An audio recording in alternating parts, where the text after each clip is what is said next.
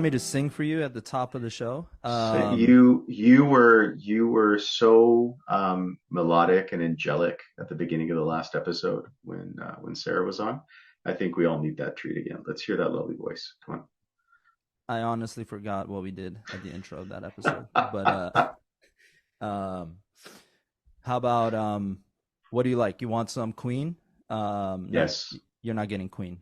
You're All right. getting I am a queen, you're but that's getting fine. According to my daughter, that's what yes. she calls me. She says my daddy's a queen. That's what I get all the time. That's what I get all the Aw, time. Yeah. And that's she's cute. 13, so we're talking about a tough critic here, right? That's true. 13. Speaking of numbers, uh, TBA podcast. We are live, episode 6. 6 and 13, the best two numbers you could think of. Those are our episode number 6. And Mo's daughter's 13. And what else? What other bad number is there? 13 is actually my 66. favorite number, and it's my lucky number too. So It's there's also James Harden's number, but he keeps switching teams. But he's almost at 13th. He's almost on his 13th team, so that makes sense. well, there you go. Um, we have a lovely guest for you guys today on TBA Podcast, episode 6. Please hit the subscribe button. Please follow us on Instagram, on TikTok. I'll have or Mo will have all of that on the screen at some point. And follow us there. Our guest is straight out of Houston. She has a lovely book called, hopefully you can see this. Oh man, I knew that would happen. Let's see. Oh man. You guys see it? Yeah, kind of. Okay. Tehran to Miami. It's about her journey and more. Leaving Iran and going to Miami and everything about her life. Give it up for Donya Ziraksari. What's up, Donya? Not much. Hey, y'all. I am Welcome, straight out of welcome. Houston. That's right. She loves Houston. I had the honor of working with Donya a few months ago. Major human rights activist. Tell us a little bit about that and what you're doing on December 10th. Awesome. First of all, hi, hello to everyone that is listening to us. I'm glad that y'all took off with this podcast. The name stuck, right? TBA, just it is what That's it is it. at this point, right? But I love it. I've listened to some of your podcasts. That's really awesome. December 10th is International Human Rights Day, and we have an event here in Houston, downtown. A lot of nonprofit organizations have partnered up with my nonprofit, which is called Equal Human Rights Organization. We have partnered up with the Baha'i Faith of Houston, and we're hosting the public, the community, as well as a lot of the council members, constable, city officials, nonprofits, refugee organizations such as Tahrir Justice Center, and more. And we have some local celebrities as well that are going to be joining us. We even have an Afghan human rights activist joining us from Austin to talk about refugee as a symptom of human rights violations. We're not going to talk about refugee crisis. We're not going to focus on anything political. What we want to talk about is our Houston community receiving so many refugees and how we can help them and how we can have empathy and identify the human rights violations that are contributing to the status of refugee. I love that. I love that. So, Yeah.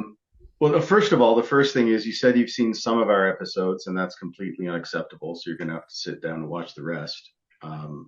And I I want want a to full binge watch them. report, 250 word synopsis of each one. You have 24 hours to submit. She But is a beyond writer, that, Mo. I know exactly, right? Exactly. So, but yeah, no, I like that. I find that a lot of times we sit and we think about the refugee crisis and the burden, and is it our duty? Is it not? Is it what? But we rarely think about what are the circumstances that created the situation where there are people in that dire state and that dire need that do, and many times, a lot of those countries that are having that debate are the ones that maybe created the refugees in the first place, in the sense of creating the conflict zones that are leading to it. So that's beautiful. I'm looking forward to hearing about that. Yeah, people can watch us live on YouTube on Good. Donya's Back Studies channel. We will definitely be posting bits and bits on Instagram. People can follow us, Equal Human Rights Organization on Instagram. Before we even, our website is one click away from being published. And I'm just like waiting for a couple of other things in the next few days to work on it and then publish it.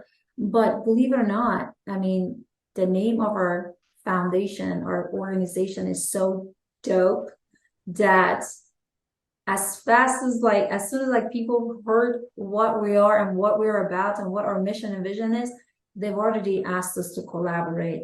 Some awesome Turkish friends that I have here, they've already asked us to be a part of the Rumi and Love Night that they have in Houston, celebrating Rumi, the dervish culture, serving some dervish food, and obviously playing some awesome music.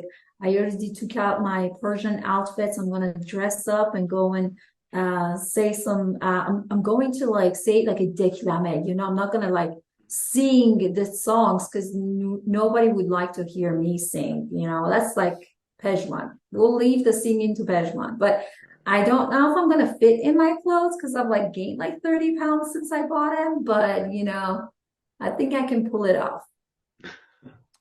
Okay, we do want to hear you sing now, though. I hope you realize that. No. Yeah. Go ahead, Pesh. Mo just Sorry. makes our guests and me sing every episode, and then It's bad, guys. Like I will lose. You know what? I think it's actually good. It will work. It will help my reputation as a writer. They'll be like, you know what? She's so much better at writing than singing. You know. This is a good time for me to plug that I teach voice lessons. If anyone's interested in this chat or in this or outside, whoever's listening, I need your money. So please. And this is precisely why I keep asking our guests to sing, so that you can actually get leads, right, for your classes. There you go. That's it. He's helping me without helping me. I love it. It's there you great. Pejman, so you have Donya, a tell us. Angelic voice. You have an angelic voice, and you know it. I appreciate you guys. I'm humble. It matches the soul. I'm fumbled. Yeah. I'm fumbled. That's a plug. Do your girlfriends listen to your podcast? They think I'm hitting on you now? They probably want you more now. I love that it's plural. I'm not. I know you do not discriminate. The only one you're making jealous right now, Donya, is me. I'm actually bothered right now that Pej may have multiple girlfriends, and that's bothering me. You two have a thing going on. I'm relocating. I'm relocating to Utah, guys. No, but no, it's I'm as single as a Pringle. And it's yes, I think we should talk about it now that we've talked about it, about how us three met initially. We met at the Azadi Festival in Washington, D.C. What was it? Was it in last July? July 3rd. I thought you get that date. July 3rd. July 4th. Remember, it was July 4th. Or No, July it was 3rd, July the 3rd. night before. That's right. We finished on July 4th because it went past That's midnight. right. That's right. That's right. Yes. It was such a good Iman, time. I completely forgot. Yeah. All right. So It was such a good time. it was a fun experience. I personally loved it. And I thought, and I hope we can continue to do events like that. Obviously it's it's not easy to pull it off, but you know, Iman and a bunch of us put our brains to the test, and we got it done for, I think, having only like a month and a half of turnaround. I thought it went pretty well. Yeah. But anyway, that's where us three met, and then and now we're here almost 5 months later. So yeah, what about let's talk about your book. I don't know if you have it next to you. Mine, I and do. I think you do. Okay. Uh, tell the audience. Yeah, same issue as I have. Um, the Tell the audience what inspired the book, and why they should all go read it. So I've been writing since I can remember. Okay. I've had this passion, this drive to always write. It's very therapeutic for me. Gives me closure, and as well as I like telling stories, right? And even though I do have ideas of, like, sci-fi books to write, but I rather focus on the historical, the memoirs that, I come across people that are very interesting. I mean, I feel like everybody's interesting, but some people, I feel like their story needs to be heard because it's a piece of history. So when I first moved to US, I was called many things. Then amongst that was terrorist. Many times people called me a terrorist. The very first time it was some kid in college saying, "You're too pretty to be a terrorist," after I told him I was from Iran. So you hear all about that in the second book that comes to follow, Tehran to Miami. And what was interesting is that I kept telling people I'm from Iran, and they couldn't really understand where Iran was on a map. And I kept saying, "Do you know where Afghanistan is? And do you know where Iraq is? Iran is in the middle." And that's how I kept telling people where Iran is. So, my journey since 2007 that I moved to US, I kept explaining what's the difference between Iranian, Persian, and Farsi, all of these things. One is an ethnicity, one is a race, one is a language. So I kept explaining these different things until I moved from New Mexico to Corpus Christi, where things got way worse. People had no understanding, no empathy, and no interest to figure out where Iran is, who Middle Easterns are. If you are not from Louisiana or Texas or Hispanic, they just do not understand who you are. And that was absolutely fine. I didn't look down on anyone. I just felt the need, and I felt the responsibility to teach. And in New Mexico, I taught Farsi. I have many people that learn how to read and write in Farsi. I had a lot of Iran 101 seminars that I talked about Iran before the revolution and after the revolution in a funny, comic way, instead of it being very political. So I did the same thing in Corpus Christi for 4 years, and I was even asked to come to Houston one time to give presentation on Iran. I made a film about I'm a religious refugee, I'm a Baha'i, and in 2014-15 I made a film called The Ticket, and he won several prizes around the world. It is about religious persecution that happens in Iran. So I do say the word Baha'i only once, but the rest I say religious refugees, because not only Baha'is are discriminated and oppressed in Iran and persecuted, thrown in jail, or killed. There is also, and denied, the right to education, the right to work, but also convert Christians, many Jews, and Zoroastrians, same thing. So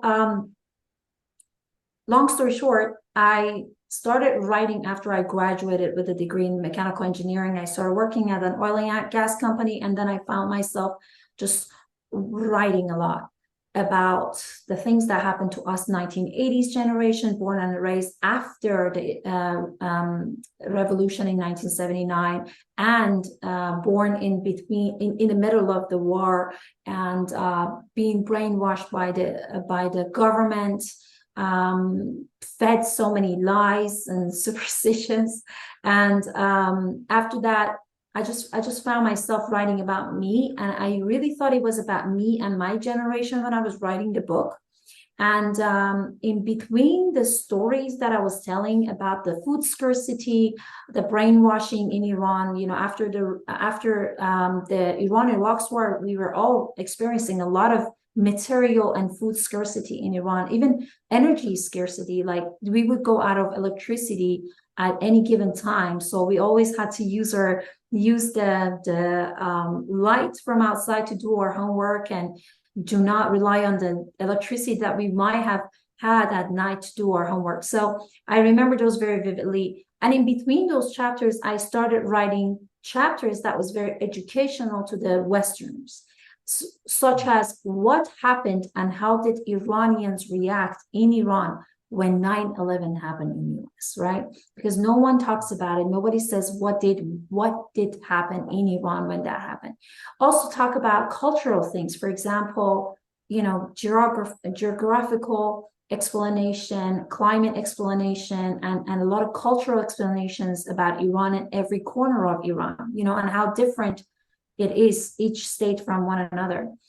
So I even talk about Nowruz and the traditions that comes with it, as well as some things that happened to me. And funny thing is that I thought I was writing the book about me, and then when it was published and people started reading it, I realized they kept asking about my mom.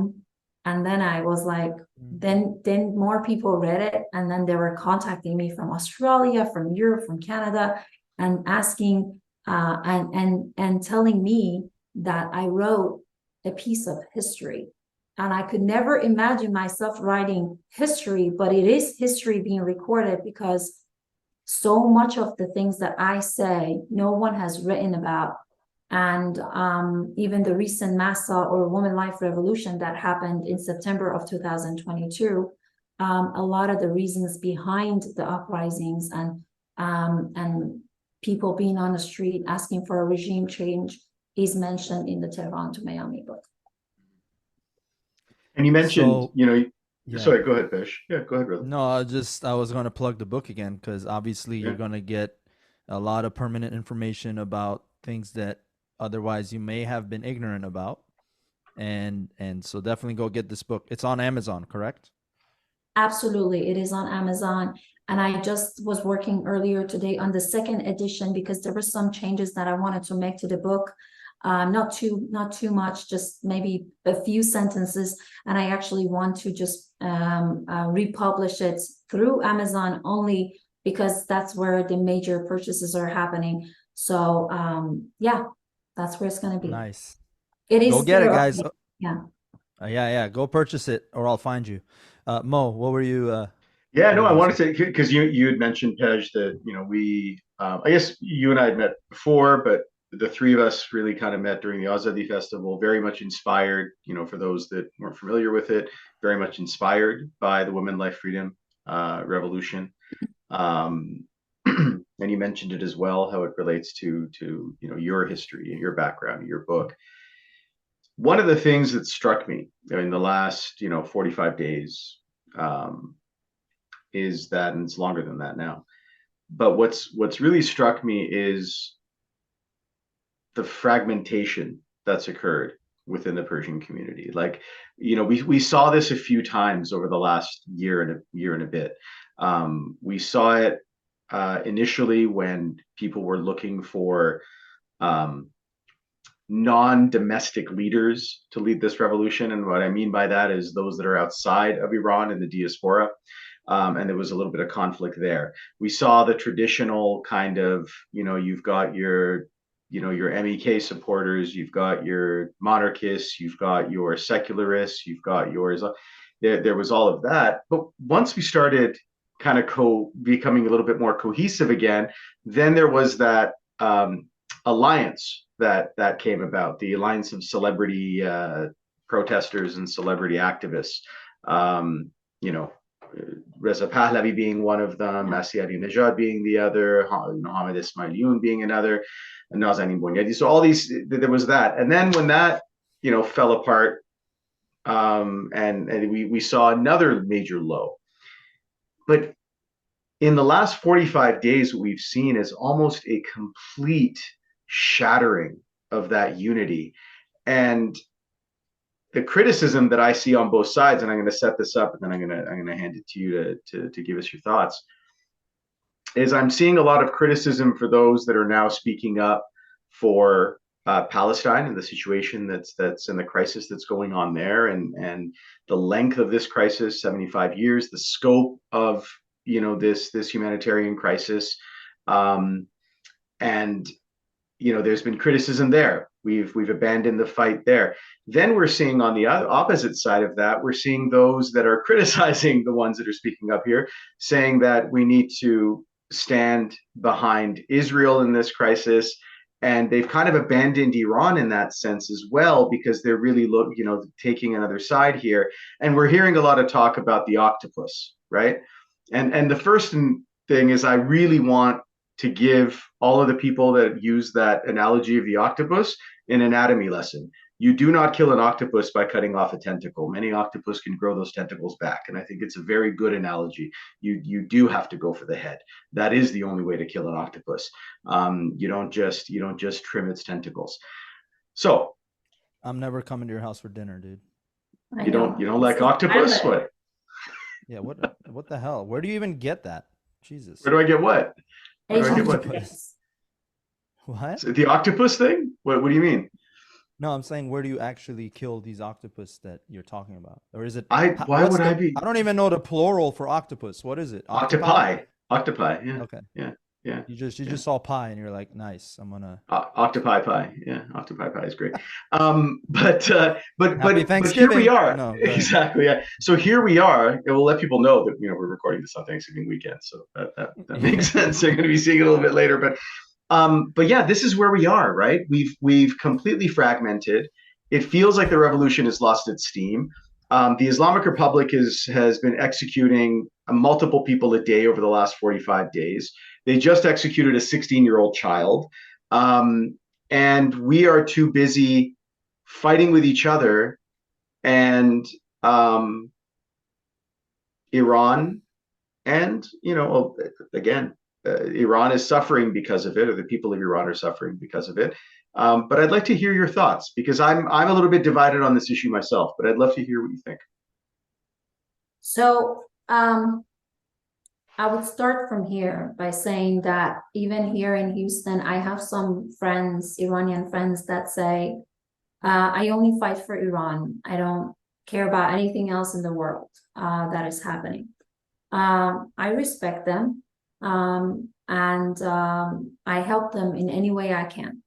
I call myself a human rights activist, and nobody gives you that title. You have to start calling yourself at something. There's no degree. There's certifications that you can go get trained, but I feel like there's no degree, or there's no job that they hand you, and then all of a sudden your title is a human rights activist. I believe, as a human rights activist, as Donya, I never stopped fighting for Ukraine. I never stopped posting about Ukraine. I get goosebumps just mentioning it. I never stopped fighting for Syria and Afghanistan and Iraqis. I never will. I've never stopped fighting for our south border, Mexico, all the things that happens there, and El Salvadorians, and so much more that is happening in South America. And I haven't stopped fighting for Iran. And I started fighting for what's happening in the Philistine-Israel region. Okay, now there is a lot of distractions. I feel like we've been through this whole 1 year, and we know that there has been a lot of situations that have risen and wanted to divide us from one another, right? Some of us left groups, blocked each other on social media, and just said, oh, everybody block that person is XYZ. And I literally was having that very similar conversation last night. And I think we need to have empathy for each other. We need to stop pointing finger, because when you do this, there's 3 other ones that is pointing towards yourself. If somebody wants to tag me on Palestine stuff, or Israel stuff, or Afghanistan, or Iran, I always do my own due diligence before I accept that post, I accept that story, I accept that whatever it is, right? And I don't have to like everything. I don't have to share everything. I do my own study, right? Of what is it that I want to share. Another thing is that I think this is what Islamic Republic wanted, us to be distracted by what's happening in Palestine, right? So we stop being the voice of Iranians, and then either we're either the voice of Palestine and Israel, or depending which side we stand on, or both. And then also at some point when that thing goes away, or when we get tired of that region, then we also have forgotten or lost our energy or momentum about Iran. So no, we shouldn't lose our momentum about anything. If you choose not to fight for Israel or Palestine or in any other country, that's your choice. But as an Iranian, we cannot stop fighting for the children that are being executed. It's exhausting. And something that Islamic Republic wants, and the whole world wants, is for this whole thing in Iran to become normalized. Just like Ukraine has become normalized right now. You know, people are not crying over Ukraine anymore, which is sad. I mean, people are still dying. That region is still under a lot of attacks, but the news doesn't report about it anymore. They don't report on it. And the moment news stops reporting on a topic, we think magically it's gone. It went away. That's why as Iranians, we kill ourselves for the last year. And I still do. I still message the local news. I sent them the stories, and I'm like, this is what's happening. They choose not to cover. But that doesn't mean we're not covering it, you know, in our own social media. Yeah. Yeah. You said a couple of really interesting things, right? Like, so, you know, the first being, you know, the fight isn't going to stop. We're still continuing. You know, and Pej knows this. I tend to try to cancel myself every episode, and I say things that are unpopular. So I'm gonna go there. He points like this. Yeah, no, I don't know how you point. I certainly don't point like this. No, I don't. The fingers are certainly not pointing at me. But something you said about those that say, you know, I'm going to fight for Iran, and that's going to be my focus, and I'm gonna go there. I always feel as though the people that go there, they're going there from a place of, I'm going to be really straight up, racism, right? It's this idea of Persian supremacy, the racism. We, as a culture, many times, many of us see ourselves as the whites in the Middle East. And so, you know, we kind of put ourselves apart, and we feel as though our fight or our blood is worth more than other people. When I take a look at the world, right, and I feel the same way about Ukraine. So this is what I mean by, you know, hey, cancel me if you want. But when it comes to these, when I look at the news coverage, and when you see a lot of the coverage about Ukraine over the last, you know, almost 2 years now, we're getting into, a lot of the comments are seeing Europeans go through this, seeing blonde hair, blue eyed people who are now refugees, and they look, you know, very middle class and very affluent and very sophisticated, and they're refugees, and that's what's heartbreaking. In other words, they white. That's what they're saying on the news. They white. That's why this is heartbreaking. But in the entire conflict in Ukraine, or in the Ukraine, more children have died in the last 45 days than the entire conflict in the Ukraine.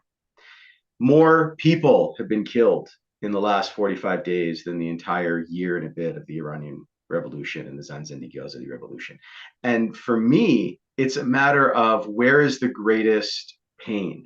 Where is the greatest hurt in the world? And that's where your primary focus should be. Like the Congo, right? I'm so excited that because of the last 45 days and what's been going on, people are now talking about the Congo and the Cobalt Wars and the oppression there and what's going on. And we're talking about millions of people being murdered over the decades in the Congo. So what I say is that absolutely, if we're human rights activists, we should be worried about human rights, not about the people that look like us, sound like us, believe like us, and that sort of thing. And so I do, you know, get annoyed at those people who go, I am going to stick to the fight and only the fight for Iran, because you know what? If we forget that we're humans, if we forget humanity, we are never going to be free. And I love that saying. We will never be free until we're all free, right? And if we don't have that sense of belief, I think we've already lost.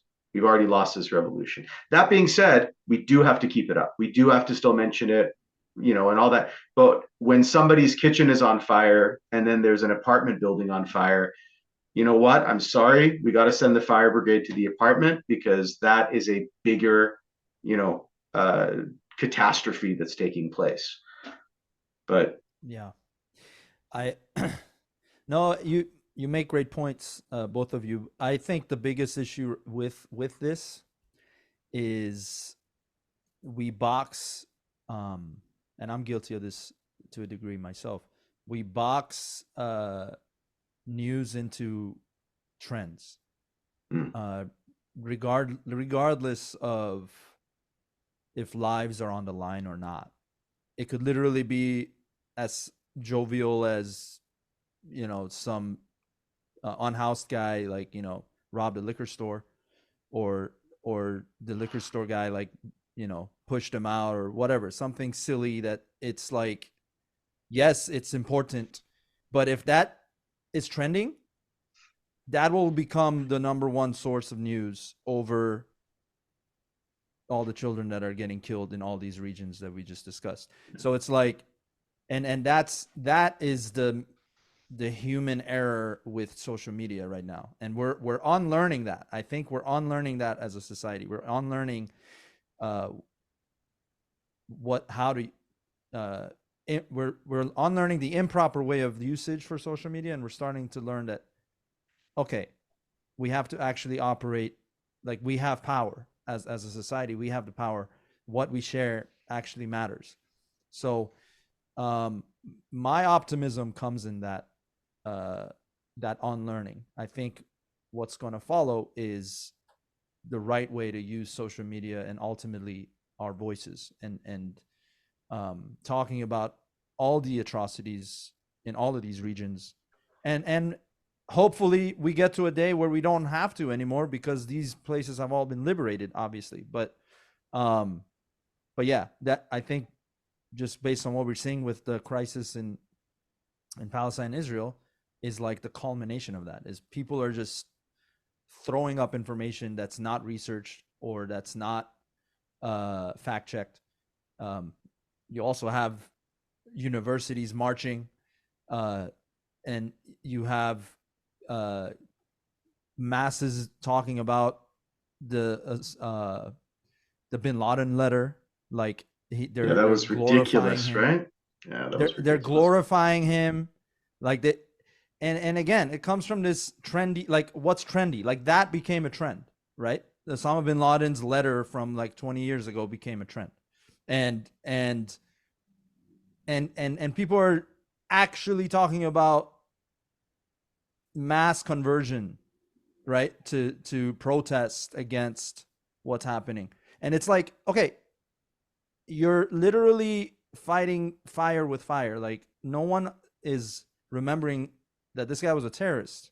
Like, it's like we don't know how to just look at multiple truths. Like, it's always got to be extremes, and that's another part of It's the black and unlearning, white, right? We look for black and white. That. We look for black and white. We want the Coles notes on what to believe and who to fight for and who to, you know, all that sort of thing. There's because fighting for all of them is uncomfortable, and so we have right? to. Right. And I feel like people that are following me on Instagram probably think I'm totally bipolar because I'm posting both sides. And the thing is, I don't post everything that I see. I do my research, and the very first thing that I did when I saw the Hamas attack, right? And there had not been a retaliation from Israel just yet, at least not to this degree. I started listening to Lex Fridman's podcasts, and that he had interviewed Netanyahu as well as Mohammed Al-Kord, I think. He's a journalist.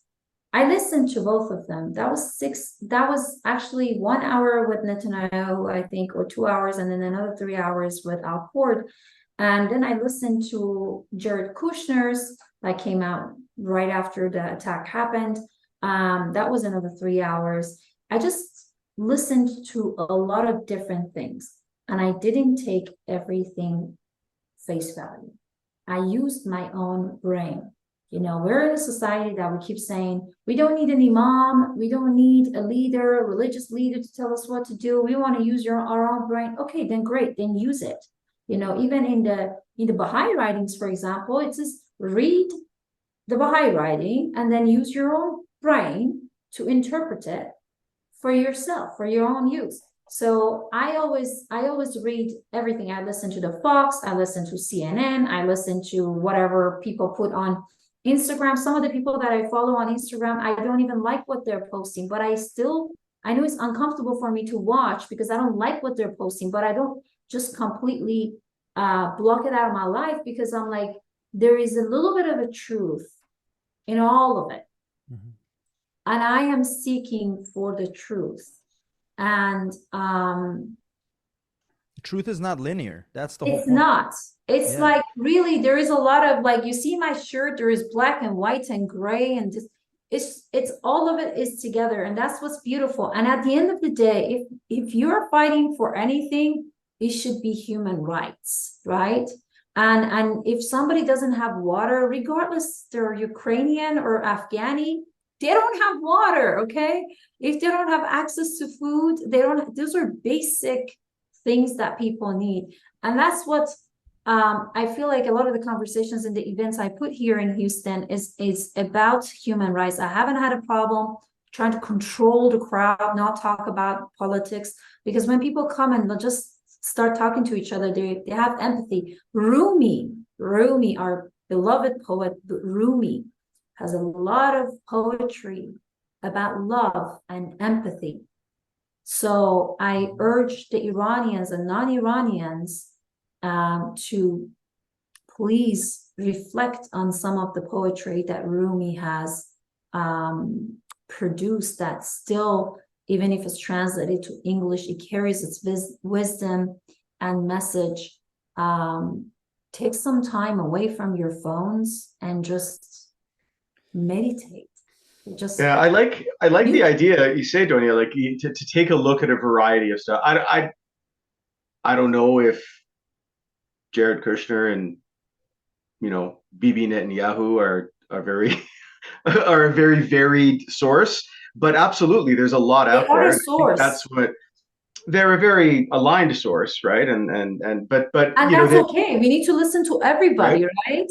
Absolutely, we need to listen to everybody, and we need to really open our perspective. And one of the main things here is this false narrative of this all having begun on October 7th is ludicrous, right? Like, we're looking at a 75-year occupation apartheid state that's been keeping people in a concentration camp and wondering why are they so pissed off, right? Can't you just be happy with being oppressed? Come on, this could get worse. That isn't going to work anymore, right? That isn't going to work. We saw that in Iran. It's not going to work anymore. The kids are pissed. It's not going to work in Palestine. The average age of those resistance fighters on October 7th was 22 years old. They lived only through this. They probably never even had a proper meal their entire life. And we're sitting here going, why aren't they abiding by the rules of war when we have the fourth strongest military in the world not abiding by the rules of war, right? So absolutely, right? We have to kind of take a look at this as a wider thing. And if I may add this, Israel has violated all the UN laws and regulations that was put together years ago, right? And that division of West Bank and Gaza happened, as well as in the last 45 days, almost 2 months, they have violated so much. They even, with the bombing that they did, they killed over 75 of UN workers.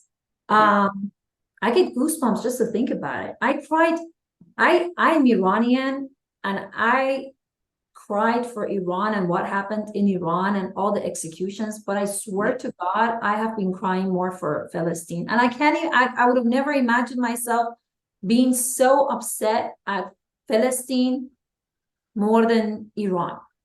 Yeah. You know, now some people might want to judge me for the fact that I'm more upset about what's happening in Palestine than Iran. But I feel like these are two different types of oppression, and I don't know, it's just, We it have breaks to, my heart.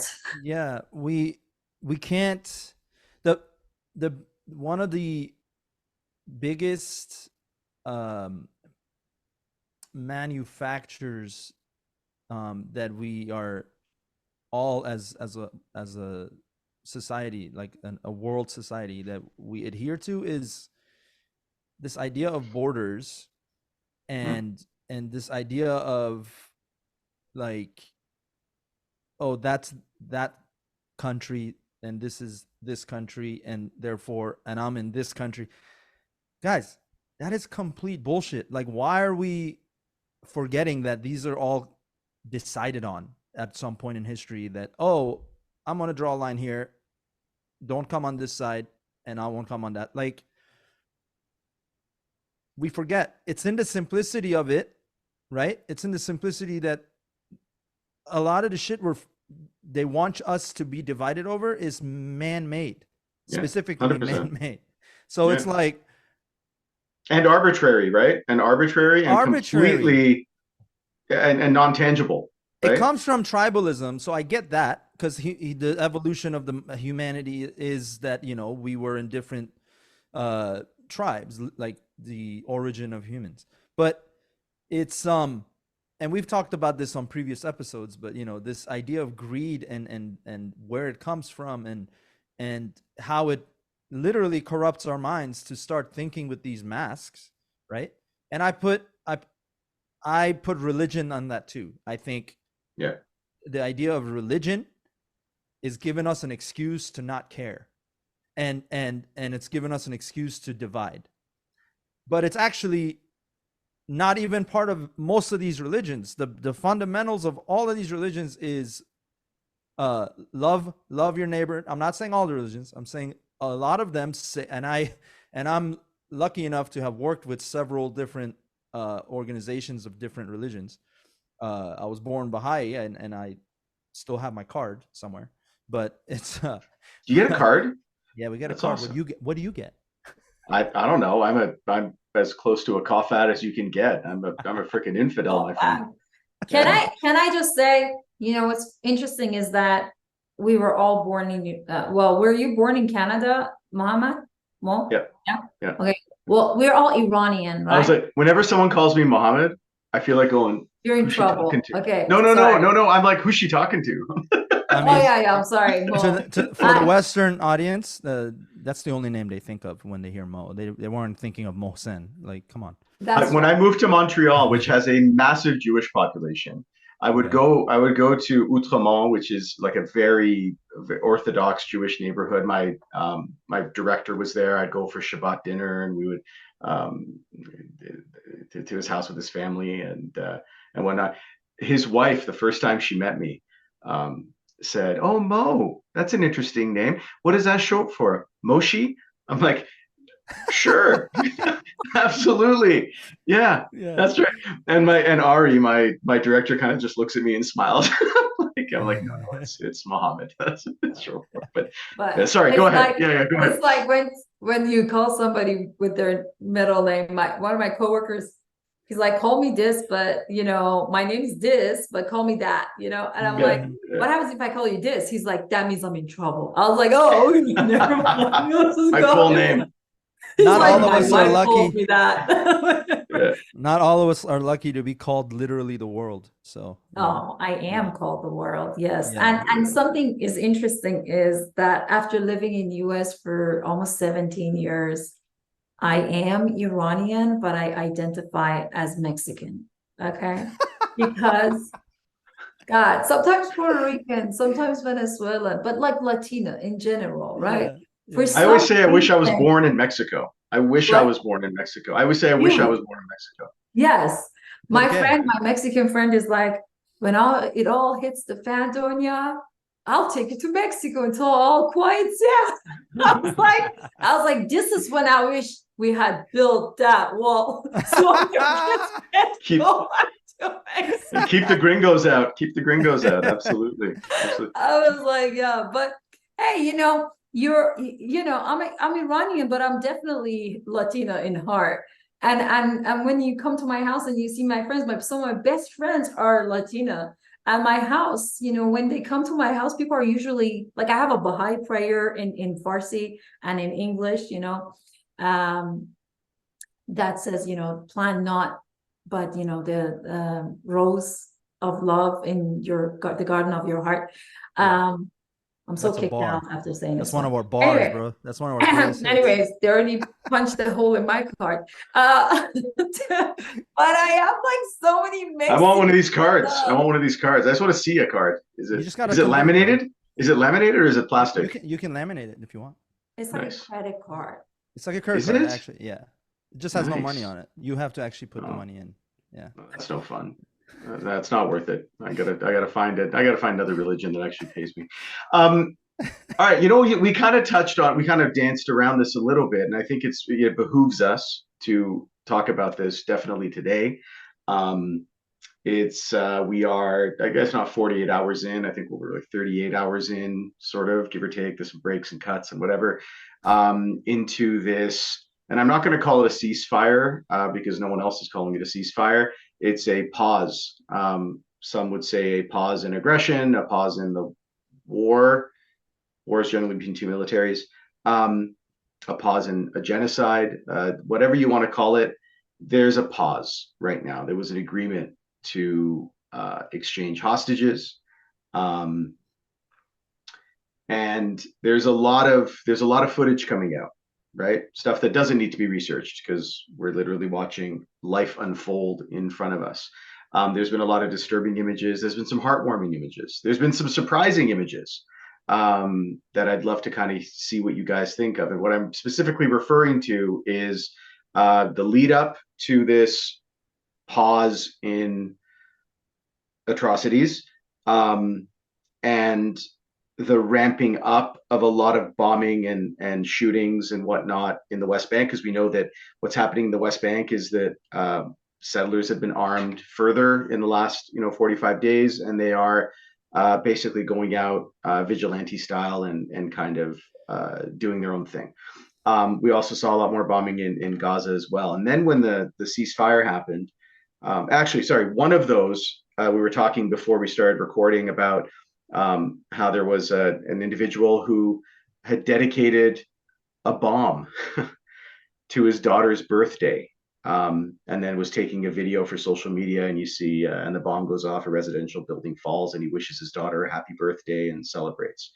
That I think is one of the lower points of what we've been seeing is, I look at my daughter and I just want to give her love and I want to show her love. I certainly am not going to be dedicating death to her. And then on the opposite side of that, we're seeing images of hostages being released, almost being thankful, to the militants or to the resistance fighters that were there, and the humanity of an elderly woman who was taken hostage, which is disgusting to begin with, right? Who takes an elderly person as a hostage? It's sick.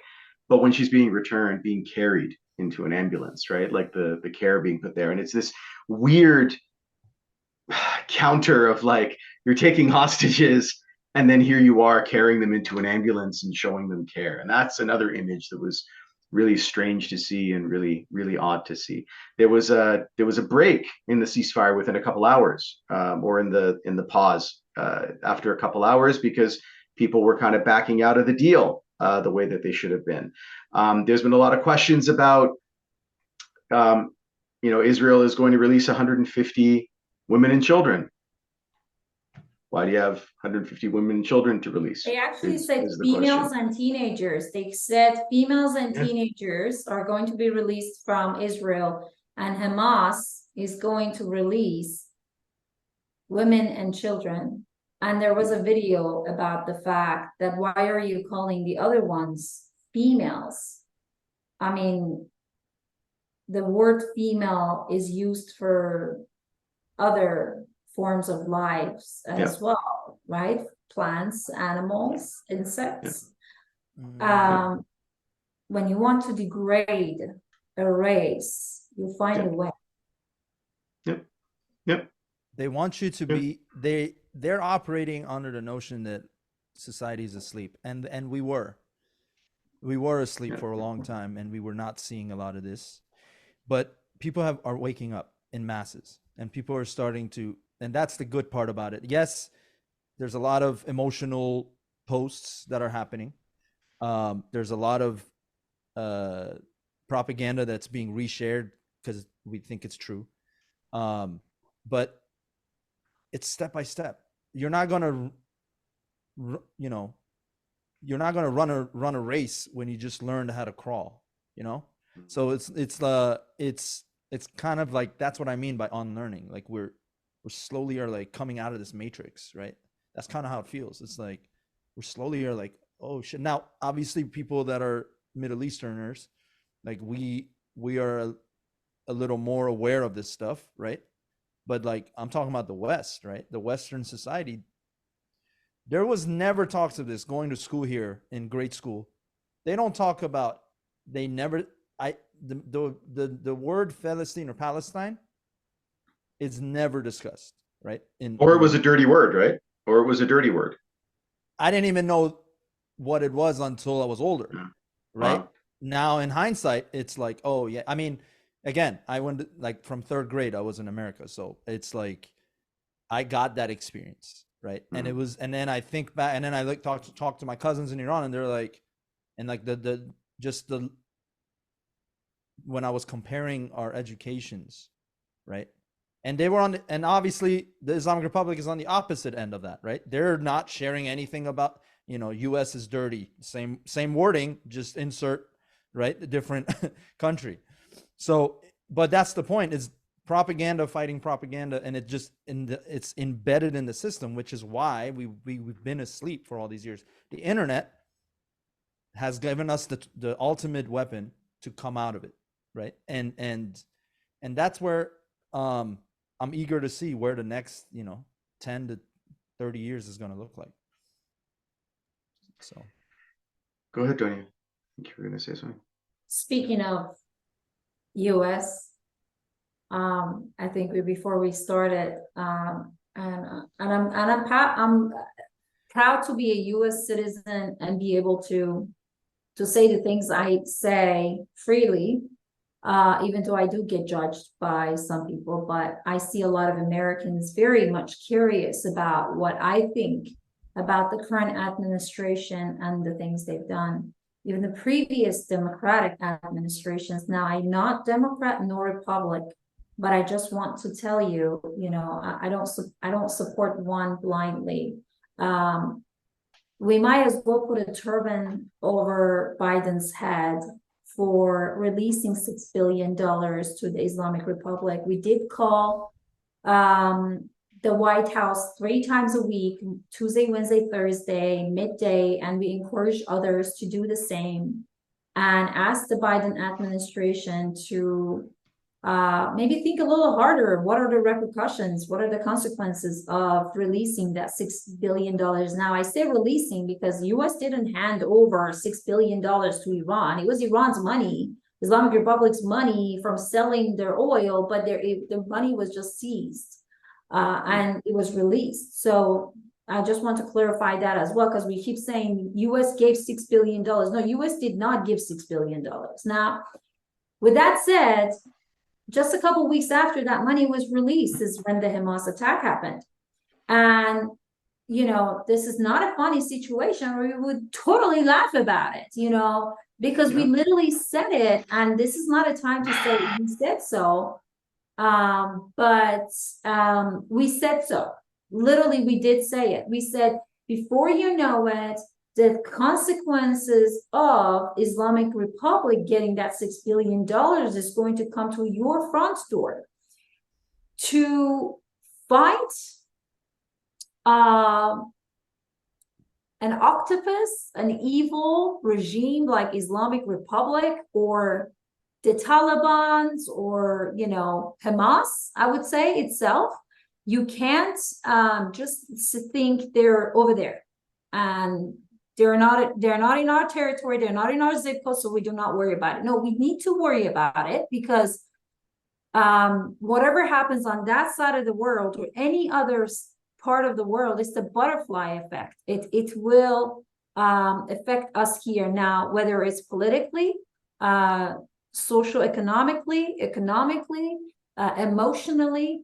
We will all suffer together as one human race. So I don't know how much time we have, but before we wrap this up, I just want to say one thing. This 45 days of just terrible things happening to both Israelis and Palestinians, it's setting those generations that are going through it, those children, the teenagers, the elderly, whoever they are, man, woman, setting them, it's a setback for them for generations to come. It's not like we ceasefire today, all of a sudden it's all good.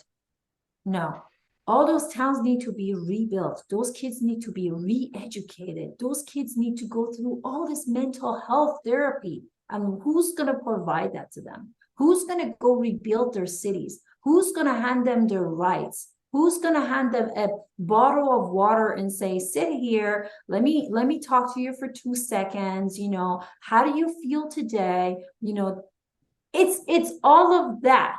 And imagine while we're going through all of this, how many lives are lost and how many inventions are not happening, how much research is not taking place, and how many people are just throwing away their hopes and dreams just because their color of their skin or eyes are different from us doesn't mean they do not share the same feelings as we do.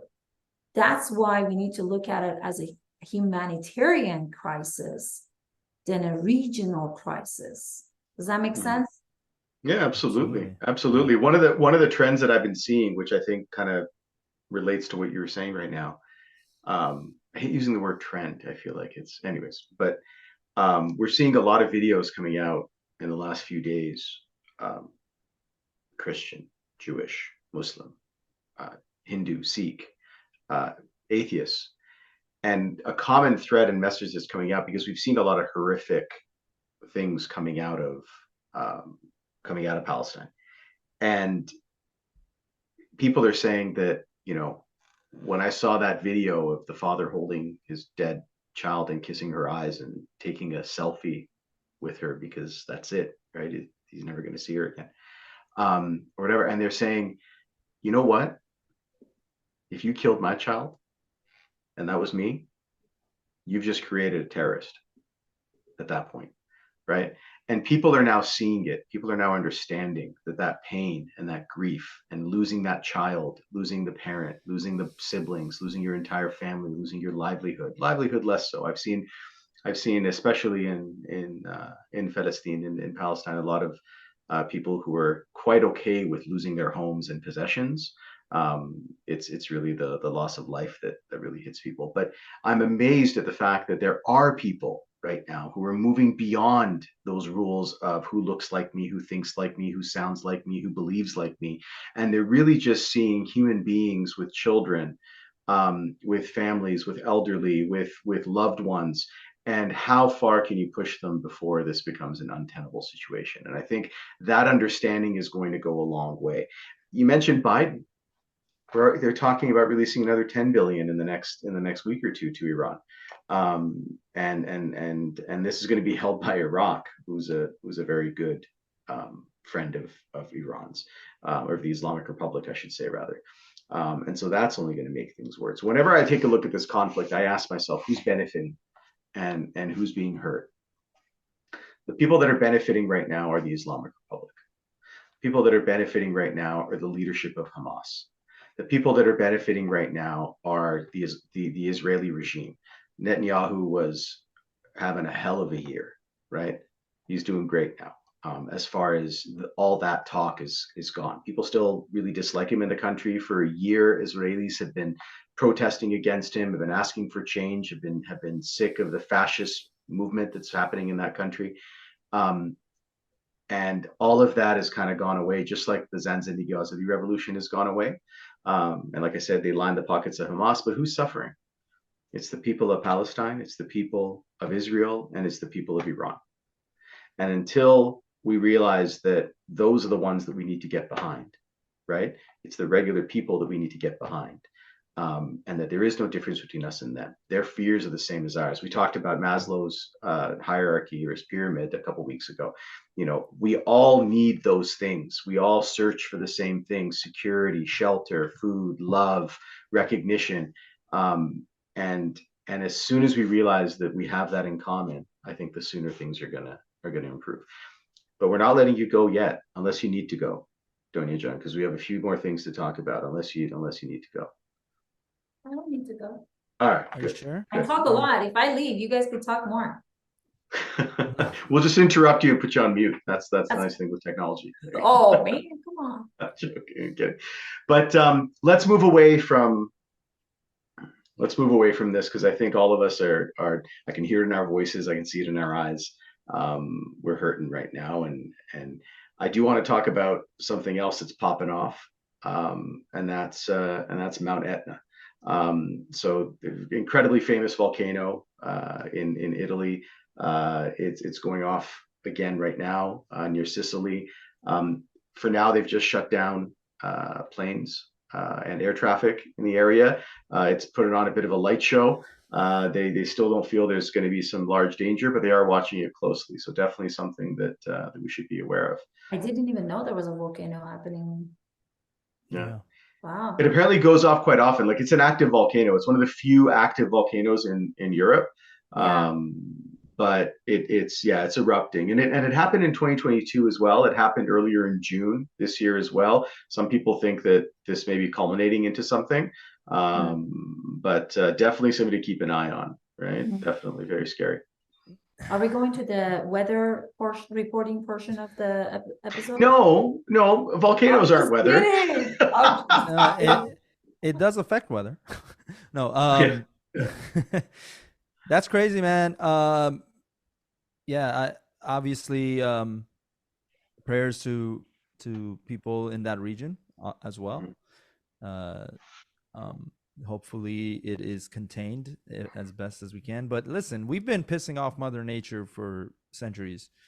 I think I'm kind of for it. Like, let Mother Nature just have at it. Just be like, oh, you guys want to create your own problems? Damn. You know what I mean? I'm just saying, like, with just to warn us a little bit. Like, listen, you actually don't have all the power you think you have. You know what I mean? Yeah. Like, you had a show of force. Show of force. I'm not saying people need to get hurt. I'm just saying a little warning to remind us, like, listen, Mizanam Ridastet, so you remember. You know what I mean? Right now. Yeah, exactly. I thought you were getting dark on me, brother. I was like, damn. Oh, no. We have enough lives being lost. I'm saying, like, just to warn us, hey, remember, I'm in charge here. That's all. That's really what I meant by that. But what else is on the topic for tonight? Because I want to talk about, like, your logo. What's this eye? Is it the third eye? It's 3 eyes right now. Yeah, I know. Is that the third eye? It is the third eye, yeah. And sitting in the forehead. Is this some sort of did I just join a cult? Is this some sort of an alumni thing? Oh, stop that. Illuminati. What is that? Put one finger. So the whole concept here, and this is why you said at the top of the show, right? Like, oh, you guys stuck with the TBA name. Absolutely. And I think we liked it to the point where we felt as though it was kind of representative of what we wanted to do. And I think that's where the third eye comes in as well. Is this the idea of, to be announced or to be determined or to be discussed? This idea of, these are open discussions, and we're hoping that together we're going to discover, and that discovery of the third eye and leaving it open to be, receptive. I think where it comes in. But yeah, thanks for pointing it out. Oh, look at that. Yeah. What's this? Mo came up with that. Are you waving? It's supposed to be a I white have a flag when red you give flag up. here that I used to use Oh, for my own radio show, whenever I had it, or like whenever I do lives, and I yeah. just wave the red flag. I'm just kidding. It's just a joke. Little note, Mo, Okay. cut this part out. She's not allowed to use that. She's not allowed to do that. We're No, gonna, all no. right. But we've sent you a little bottle of Kool-Aid for you to drink as well. That's right. And that should Yeah, be yeah, yeah, arriving on Monday. So make yeah. sure that Exactly. Yes. make sure Yes. it's going, because now you are part of the family. Oh Absolutely. Lord. Yes. Thank you for Do I joining need the to jump Jim over Jones. a fire or something? I'll join any group that says you have to like jump over a fire or have to send us smoke messages. Like I like that stuff. Yeah. You I just can like get Charles behind Anderson. smoke messages. Yeah, exactly. Yeah. Yeah. I can get behind smoke messages. We don't give cards though. That's the only thing. We Yeah. do not give cards. Yeah. Sorry, Hey, laminated or not. they The just only they Jim. just Yeah. they just The only. put a hole in mine, so I need a new one. The only Jim Jones I like is the rapper, guys, for the record. So, There you go. no, do you know about that, Donya? Jim Jones? No, I don't. I wasn't Okay. born. I was not born here. I don't know what you're talking about. I wasn't either. What's your excuse? Well, I didn't go to high school here. It makes a huge That's difference when you haven't gone to high that's school. true. Yeah, we do learn about cults in our high schools. Absolutely. Yes, exactly. Um, Yeah. no, I actually learned about Jim Jones. Just a quick 5-second tangent. Jim Jones was the leader of the People's Church. It was called, and it started in San Francisco. And he started a cult, and then he took everybody to this uninhibited or I don't even know. Inhabited. Inhabited region in South America. Yeah. And then he gave them all Kool-Aid, and they Yes, all and they all Yeah. committed suicide. It was the biggest. It was the what was it? It was the largest mass killing until 9/11 happened. Yeah. So that was We have that in Texas too, Waco. A bunch Waco. of Yep, that's another one. Yeah, nutheads come over here. we should have a whole podcast, and you're obviously welcome to come back, and we should just talk about cults because that shit is very riveting to me. I enjoy it. Mhm. Not to join one. Podcast talk about cults, and we have two Baha'is. Come on. That's I've fine. always wanted my own cult, if that's any sort Okay, of cut this Where's part that? out. It would be a happy cult. It would just be a lot of fun and dancing and drinking and just being nice. You are right. You do find a way to cancel yourself every time. He's canceled himself so many times. He's come back. Like it's just. Yeah. I'm like Jesus 5.0. I've been resurrected so many times. Yeah, exactly. All right. What other news? Speaking of cults, should we talk about Thanksgiving? Yeah, let's talk about Thanksgiving. So it is. Isn't it ironic that the ceasefire is over the Thanksgiving weekend? Isn't that? Not at all. It completely makes sense why they're doing that. It's so weird. That is so right? weird. Y'all made that connection. I didn't even make that connection. Yeah. What better way to celebrate a genocide by distractions? It's all distractions. Yeah. Stopping. Yeah. What's going on there? And people are fed up with Thanksgiving. And I know, Pej, when we had talking earlier, you were like, well, we've heard about, and we're learning more about the history of Thanksgiving in the States. We know that it's not a very rosy and happy kumbaya type of a situation. And so I wanted to kind of go and take a look at this a little bit deeper, right? Yeah, yeah. And then we also have Thanksgiving in Canada, but we're eager beavers because, well, we're Canadian, so we like beavers. And so we have it a month earlier than you guys. So we actually celebrate Thanksgiving on the second Monday in October, whereas you guys have it on the fourth Thursday in November, because it's better for shopping. What do you guys cook? Beavers? Yeah, absolutely. Beaver tail. Have you guys ever had beaver tail? And again, don't get dirty, Pej. Beaver tail? No, it's not what you think it is. Beaver tails are basically large. It's gouche-fil is what it is. It's like large donuts that are like dipped in maple syrup and sugar, and then they put Nutella and bananas on it and some crazy shit. Those are called beaver tails. My prayer goes out to all the beaver community that's been affected by the Canadian practices, and we just eating beavers. And we also learned that Canadians come earlier than Americans. That's what they come earlier than Americans, and they've got a thing for beaver tail. I should have left 10 minutes ago when you guys said Are you sure you want to stick around? Hey, Exactly. We listen, warned you. We warned you. we I did didn't warn you. know. Yeah, this is anything happens on TBA podcast. Anything. Yeah. And So here's the story. So people believe that Thanksgiving really began in the States. That's your guys' marketing budget's much bigger than ours, and that's where it began. Uh, but it actually began 43 years before that story, right? The Wampanoag story, 1621. The Puritans come, the Pilgrims, Puritans, colonists, colonizers, murderers, whatever you want to call them, when they come over and they have a feast with the Wampanoag indigenous people, and then it's a 3-day feast I think that they have, and as a thank you they then start genociding indigenous people in Hold in on, the go states back. the following Where years. was Black Friday in that 3 days? Black Friday, Macy's wasn't open yet at that point. Macy's was just a glimmer in somebody's eye at yeah, that point. it was actually just called Parade, and then it became the Macy's Parade. Macy's. Is that what it is? Yeah. But 43 years before that, in Nunavut, which is a new province that we have here. I don't know why we did that, but we did. I think there was a reason. I've never really looked into it. And this was in 1578 when Sir Martin Frobisher sailed from England to get to Newfoundland, and they survived the trip, right? They survived the trip. And so they wanted to have a feast to give thanks for surviving this treacherous journey across the water. And so they had salted beef and that sort of thing, because that's all you could bring on the boat with you that wouldn't rot. So it makes a little bit more sense, right? Giving thanks for surviving this journey. And then you asked about the food. So in Newfoundland, to this day, the traditional Thanksgiving meal is corned beef, right? Because they had like the salted beef that they brought with them in that first Thanksgiving. In other areas, in Quebec, which is where I am, they have I think they call them tartines. They're like they're really disgusting pies with like minced pork and onions in them. Like it's as nasty as it sounds.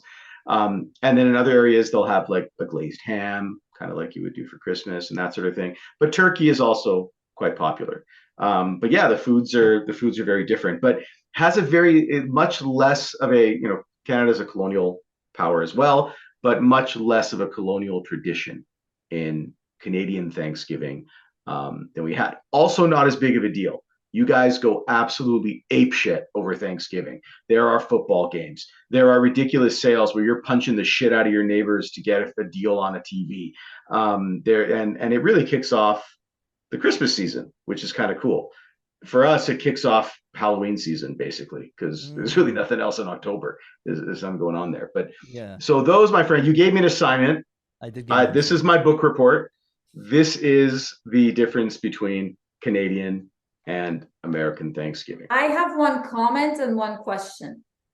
Please. I love Pejman. Look at me. Have you noticed? Why am I down there? I'm up here. Have you noticed that in all of our lives, all of our meetings, Mo has always been trying to say somehow Canadians are better than Americans. We are things. We have nothing to do with the turkeys. We just eat like disgusting mince, this and that. We are cool. We were saying the right things. Y'all were just slaughtering everybody over there. That's my comment. Then I have a question. Well, yes. What do you comment on my comment? Because it's true. But do I feel as though Canada is better? No, I don't. And it's certainly not. Maybe 30 years ago, I would have died on that hill. Not now. Okay. I think both countries are a fucking dumpster fire. But go ahead. Yeah. I think Mexico should build that wall. But okay. Yeah. I'm getting canceled again. Is this now? Am I 6.0? Am I gonna get all right. I'm gonna ship some. Hey Donya, do you wanna like I'm looking for a new host for this. Do you what? A new host for this show, like to co-host. Oh, me? Yeah. We'll talk later. This other one, he's kind of whack. Anyways, this is payback. This is payback because last week Sarah Fatemi was on. Uh-huh. Much better comic than Pej, if you've ever seen her. I have And seen so I her. was saying, yeah, she's amazing. She's brilliant. She is great. We've seen Pej, and then you see Sarah, and then you realize what it's all about. But Yes. I had asked her if she would want to replace Pej on the podcast. So I think this is payback. I think that's what he's doing here. So No, don't get too cocky. no, Don't get I too think this was a genuine request from Pejman. All But right. the one question I have for you, Mo, Yes. is what flavored donut do y'all serve at your Thanksgiving? We don't. There are no, and that's probably the biggest problem with Canadian Thanksgiving is that there are far too few donuts You do because not we have any Canadians, donuts. we don't have any donuts. We don't even have Timbits. We don't even have. We had Justin Bieber made donuts for. He didn't make them personally, but they were like Justin Bieber donuts at Tim Hortons for a while. I know. I know. We love our donuts, right? It's cold up here. We need to kind of keep the body fat up so we don't freeze in the winter. It's going to be minus 40 in a month over here. So you know what? I'm going to eat a shitload of maple donuts to pack it on so that I stay warm when I go out. Absolutely. But no, not a fancy. It's pumpkin pie. It's all that. It's the same stuff. It's the same stuff that you Can guys I would just enjoy. say? Can I just say? I'll trade Thanksgiving for another Halloween. I could Yes. care less about Thanksgiving. Give me 2 Halloweens back to back, bro. I'm going ham. Speaking of ham. Yeah, I love Halloween, and maybe by next Halloween, if we're still doing this shit, we can talk about Halloween. But yeah, Thanksgiving is well, the American version, clearly, to me, is I don't care for the food. And I'm the positive guy, by the way, in this group. See, I even give a thumbs up. It floats. Um, and it's Every time. every Every time, time. You every know, time you. Pejman, you don't care about the food because you haven't had my food. Oh, Jesus Almighty on a hockey Let me do a stick. hair flip. What? No, you know what my Thanksgivings were growing up? What? Kashke with A them. turkey, and then a bunch of Persian food, and that's why I like the. Exactly. Kashke with them June. Yeah, We had Okay. Ashlesh on Thanksgiving here. Nice. I know. Everyone has their own version of Thanksgiving. It's like, but the people who do it traditionally, like my ex, they actually, yeah, the I'm people. sorry. I know. I don't know. I glitched for a second. You're buffering, my friend. What happened there? I You're running started low on talking about memory. I started talking about my ex and I glitched. My my my ex, they actually do, like, we're friends, so I can say this. They do it properly. Like, they have a table like 100 feet long. They have all the like the traditional Thanksgiving food. I We had always had. traditional Thanksgiving food here with all my friends, Iranian and non-Iranian, Hispanic and white and all that. And at one end of the Thanksgiving table was asheshe with all the mukhalafat. And then at the other end was bagali polo. I kid you not. That's great. I would So have been at either end. at our Um, house, we would do Thanksgiving recipes Persian style, right? And it was like the stuffing would have pistachios and zedish in it. No, I shit you not. The turkey would come out yellow because there was so much fucking saffron on that thing, right? Basting it in like saffron and butter. There we would have. I'm serious. The That's only Persian, delicious. the only Persian dish that was there was fesenjun, right? Right? Because it kind of goes with the turkey, right? It would work well. But the yams would have something Persian inspired with it. The whatever the flavors so were you're all saying Iranian. your turkeys had a Persian accent. They did.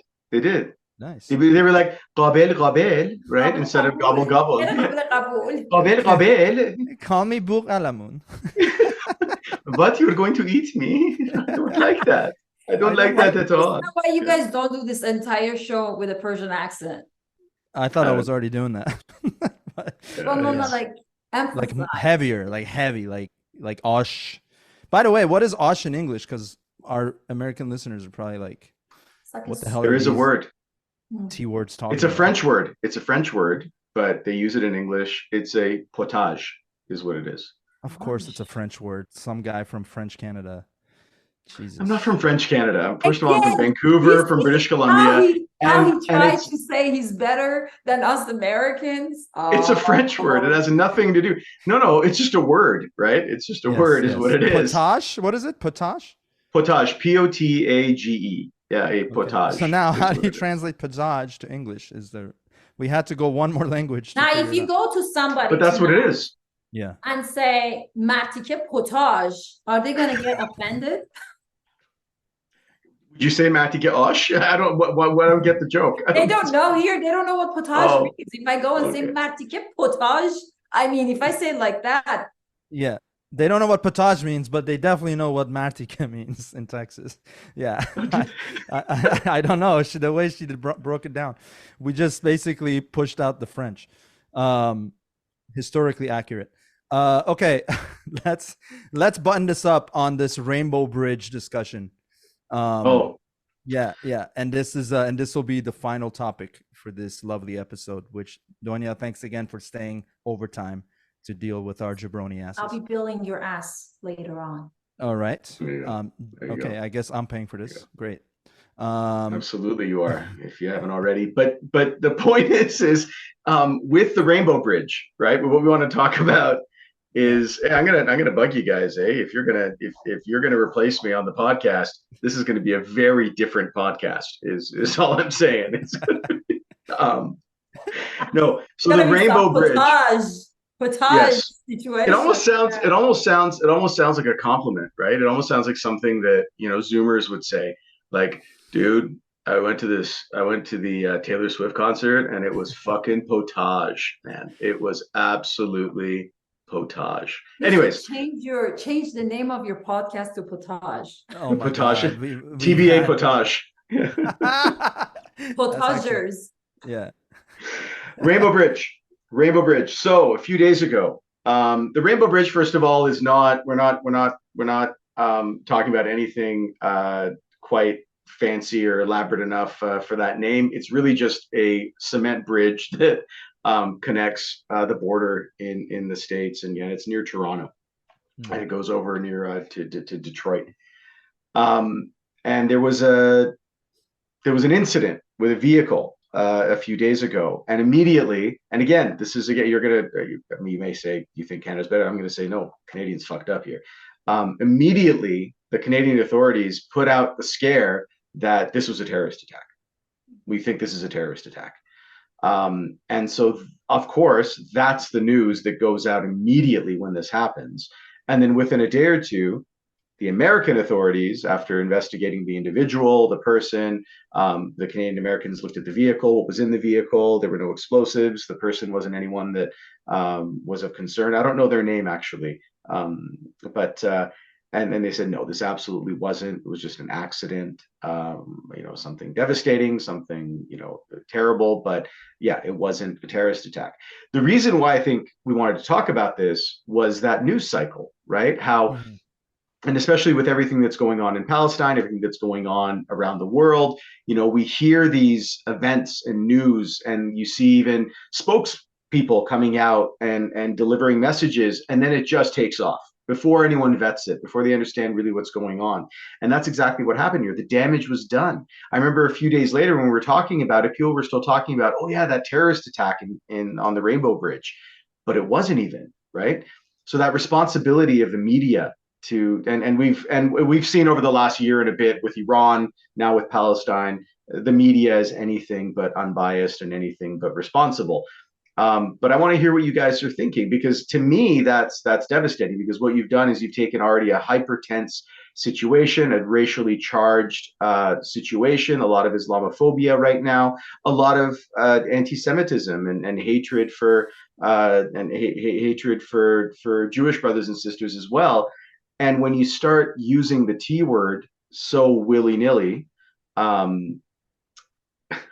willy-nilly, and then I drop F-bombs. I don't understand where that came from.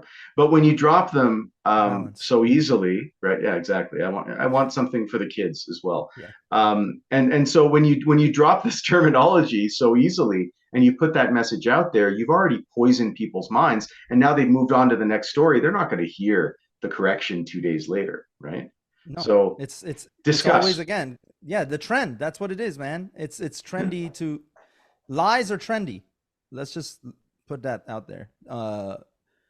Propaganda works because people believe face value of whatever they read, and Yeah. and I think the lesson here is research. Yeah. Do individual investigation of the truth. Another bar from the Baha'i religion. Nice. Our goal is to just keep talking about Baha'i religion here. No, I think you earned my card too. I'll ship yeah. it to you. Nice, thank you. Yeah, UPS. But I've yeah, heard at least three Baha'i. What do we call them? Do we call them verses? Do we call them quotes, sayings? Do quotes? So writings. I think Principles, yeah. I think I Awesome. should. Yeah, I think I should get my temporary card at this point. I think I've been indoctrinated. No, yeah. Is there like a pro? It's not like a student Baha'i card or something. Like if you're like a learner's as you're getting educated. No, you actually have to go to Israel. No, Oh, nice. no. Am I going to Haifa? Is that what's going on here? Don't take me at face value. We just talked about this shit. I'm testing your research abilities right now. No. If there is nothing. one thing that I would want the listeners to know about the Baha'i faith and the impact it's had on me, because I was not born in a family that both parents were Baha'i. My mom is Baha'i, my dad's Muslim. And, you know, I had to investigate the Baha'i faith for 4 years before I convert. And I tell you, the most beautiful thing about the Baha'i faith is the oneness of God, oneness of religions, and oneness of humanity. And one of the best things that the writings teach you is that truthfulness is the foundation of all human virtues. You will not be able to attain any other human virtue, fazayil insani, which is in Farsi, unless you are truthful. Now, if you lie, that means you do everything else, right? You can't be a liar and honest, or you just can't. So if I want the kids to listen to this podcast, like you were saying, Mo, and learn something, I would say I fucking want the kids to listen to this podcast. you I better fucking do. post it on Spotify. Those kids better be fucking up to listen to this. Yeah. There you go. Sorry, go Kids, ahead. truthfulness is the foundation of all human virtues. You got that? Yeah. You got that, kids? Got that? Got that? If you they're damn kids? listening, they're just going, they said the F word. They said the F word like 5 times. It was amazing. No, but I have a neighbor here close to us, and this is an awesome Canadian story. Saeed Of I course. freaking Back love to you, brother. Canada. All right. No. He's an older gentleman. He's Baha'i. He's lived in Canada for a number of years. Before that, he was in in Tanzania. He was living, and then before that in Iran. And he is the most honest individual I've ever met in my entire life. And that's what he always says. He always says that I'm Baha'i, I can't tell a lie. I'm Baha'i, I can't tell a lie. And it rhymes, which is good because you can remember it. But and it's incredible because it's gotten to the point where someone will ask him to do something and he doesn't want to, right? And he said, like, well, what am I supposed to? I can't lie. I can't say that, like, so like someone will be like, well, do you want to, can you drive me to the store? And this poor man, he's in his late 60s, early 70s. Anybody in this area who doesn't have a vehicle, he is driving them around in his free time, taking them shopping, taking their kids to school, taking them to work, whatever. The husbands are out kind of doing their thing. He's driving the families around and helping them. And so when someone calls him to say, hey, are you free to kind of take me shopping right now? He's like, I can't lie, so I have to do it and I have to go. But I absolutely commend him for it. It's a beautiful thing in this day and age for someone to be so absolutely beholden to that belief that I need to be honest and truthful, and that is the root of all goodness. It's beautiful. Much better person than me, which is why I say I'm an infidel. No, that's he's a much better person than me. I think we found the only Baha'i that doesn't lie. No, Pejman, you also do not lie. Don't say that. I just lied right now. No, I'm kidding. What? I've never claimed that I'm any great example of the Baha'i religion. But I also respect Baha'is, and I respect all religions. I respect people, and I respect what they believe in. I just I just generally don't practice the religion anymore. I adhere to a couple of the principles naturally. It's not like I'm like, oh, because it's written in the Baha'i writings. It's more so just if it makes sense to me, I believe it. Just like I would do that for anything that makes human sense, I'll follow, and if it fits with me, with my personality. Donya is more in touch with the Baha'i practices than I am, but anyway, the I know what else? Shastranji Koni, you know. I know. No, Um, we can love the we Baha'i cut this people. part and send it to the assembly, please? Just kidding. Absolutely, Um, I'll send them my card too. No, I'm kidding. But I was gonna say for the kids at home, the way you don't lie, and this should be a completely different episode, but the way you avoid lying is by simply when you're don't be impulsive, like just do things like just because think a little bit before you do something, before you say something, and then say, do I need to lie about this later? Then if you have to lie about it later, just don't do it. That's right. There you go. It's called prevention. Prevention is the best method, right? Take preventative measures. And I'm about to be hard. super honest right now, guys. You ready? I've had to piss the last 50 minutes, and I've been keeping it in. It's okay, Pejman. There are fucking children listening to this, you asshole. What do you don't talk like that in front of little. I'm sorry. Little bastards. I've had to urinate for the last 50 okay, minutes. all right. Tinkle. Come on. Tinkle? What is that? Stop teaching me Canadian English. I'm not interested. And by the way, potage is just the ash or soup that has been like blended, and it's like a paste. So it's not amazing. Ash. It's delicious. We have it all over LA. A thick soup is a potage. It's a thick Just soup. because it's thick doesn't mean it's anything that is Persian and is thick doesn't mean it's potage. All right. So thank you for joining us, everybody, because this conversation is. Did I get the part? I'm sorry, did I get the part? This I think we're gonna have to delete this entire episode. Invite Sarah Fatemi back and No, this is an amazing episode. I wouldn't want it any different way because we can literally talk about anything and everything. I think we did. We literally covered every topic there is to cover, including thick with 3 C's. All right. Now I'm going to say go right now on Amazon and purchase Donya's book, Tehran to Miami. I think it's better to put the graphic up, so that's what we'll do. I just gave Mo more homework of the book. And then and follow Donya. Donya, plug away your socials. Ziraksari, Ziraksari,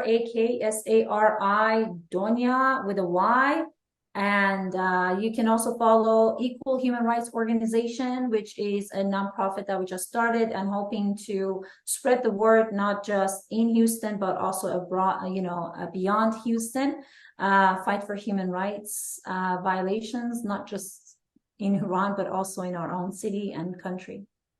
Exactly. Beautiful. There you go. Beautiful. Donya, lovely having you on. Thank you so much. You're welcome anytime. Thank you. Except Canadian Thanksgiving. And be far less dirty next time you're on, please. Thank you. I was not even, That's right. Well, yeah. No, I mean, take a shower. Take a shower before you come on next time, please. I already took 2 showers today. Wow, 2 showers. A lot of showers in Texas. That's right. Guys, this is amazing. In about a minute, I will piss my pants. So thank you so much. Appreciate you guys. Mo, follow Mo. There you go. Here, let's get some balloons up too. Wait, there you go. Nice. That's right. Only mine works because mine is better. But anyway, love you guys. This has been TBA Podcast, episode 6. Hit the subscribe button. Follow us on all our socials, which is on the screen. And Donya, you're the best. Appreciate you. Much love. Thank you for having me. Thank you, Mo. Thank you, Pej. Thank you. I will definitely be listening to this episode because I was in it. There you Oh, go. That's the sweet. Donya I know, completely self-absorbed and conceited. There you go. That's the Donya I know. All right. There it is. All right, guys. Catch you on the next one. Let me hit the star.